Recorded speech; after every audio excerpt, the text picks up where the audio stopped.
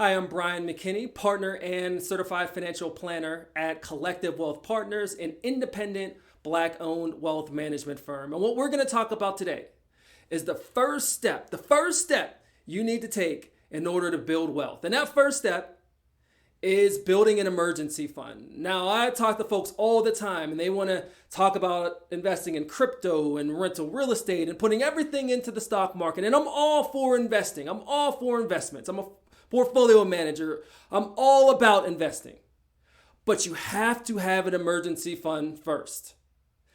An emergency fund gives you the peace of mind to allow you to invest in the market. It's like a security blanket. If something happens to your roof or your pipe bursts, or God forbid you have, medical expenses that you didn't plan for, an emergency, or a family member is in a tough spot, you have to have cash available so that you don't have to run up debt in order to cover those costs, cover those expenses. Because paying 15, 20, 25% credit card interest is not a wealth builder, it is a wealth destroyer. Right? We don't want to pay credit card interest. We want to have the cash available to cover those expenses. That is why you need an emergency fund. And I know. A lot of folks say, oh, I have all this cash available. It's just sitting there. It's not doing anything. It's not growing. Interest rates are so low right now in savings accounts. And I get it. But that's exactly what it's supposed to do. It's supposed to sit there. It's supposed to sit there in the event that you need it. Right? And it also having an emergency fund, a sufficient emergency fund, actually can increase your investment returns. And I'll tell you why. I'll show you how. Right? If you have an emergency and you have cash available so that when you wake up in the morning, if something happens, if you need the cash, if you have an expense that you didn't plan for, you have the cash available. Right? That allows you to invest consistently. It allows you to feel more comfortable about consistently contributing to your retirement plan, consistently contributing to your investment accounts, consistently putting money aside to make the down payment for that rental real estate. Because if the market goes down, yes, that's over there. I still have this cash reserve in the event that there's an emergency. I still have that available. Now, if you didn't have a cash reserve, now we've already seen 20, 25%, 30% declines in the stock market. If all you had, right, you put everything into crypto, put everything into the investment markets.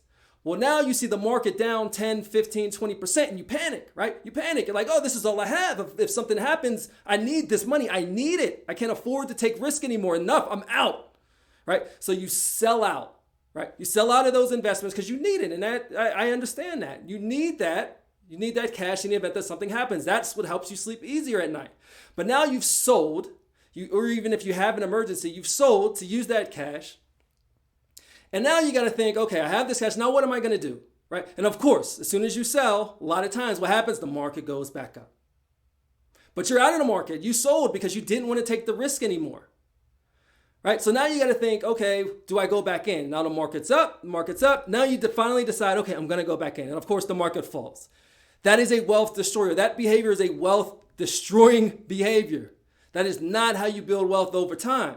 Right? Now, if you would have had your emergency fund available and the market's being volatile, you would have said, okay, I don't like that my portfolio is down, but I know that if something happens, at least I have cash available. So then you participate in the upside as well. Like there is a reason why the average stock market return is around 8 or 9%. But the average individual investor return is much, much lower than that. Because the individual investor is trying to market time, trying to go in, trying to go out, trying to go in, trying to go out. That is not proven to be successful for most people over time. Right now, I used to work on Wall Street and I worked with or support, 20, 30, 50, $100 million families, ultra high net worth families. None of those families made money, made their wealth, accumulated that level of wealth from trading in and out of the stock market. None of them did. All of them built that. Well, I'm not going to say all of them because we have, some that inherited money. And we know that the tax code in some ways is set up to perpetuate the hoarding of wealth. So we'll put those folks aside. But for the folks who did not inherit their wealth, they built the wealth, right? by investing in themselves long term, investing in their businesses long term, investing in the stock market long term. They did not build their wealth by going in and out of the market. In and out of the market, trying to time the ups and the downs. Right? None of them did. They were able to do that. They were able to invest long term and accept the volatility of the market because they had a cash reserve available. Now, their cash reserve might have been more, but how much? That's a good question. Now, how much? How much should you have in your emergency reserve? 3 to 6 months of living expenses. 3 to 6 months of living expenses in your emergency reserve. And then anything on top of that, you can consider investing. Right? Now you have that cash, so if something happens, you know that you'll be able to cover it.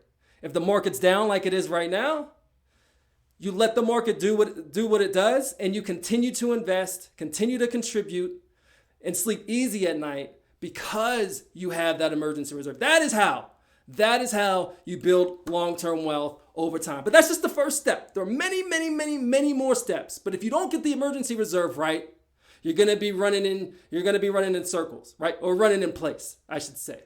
You gotta get that step right. And we'll talk about the next steps, the other steps, lots of steps, in future videos. Thanks for your time, and I'll catch you next time.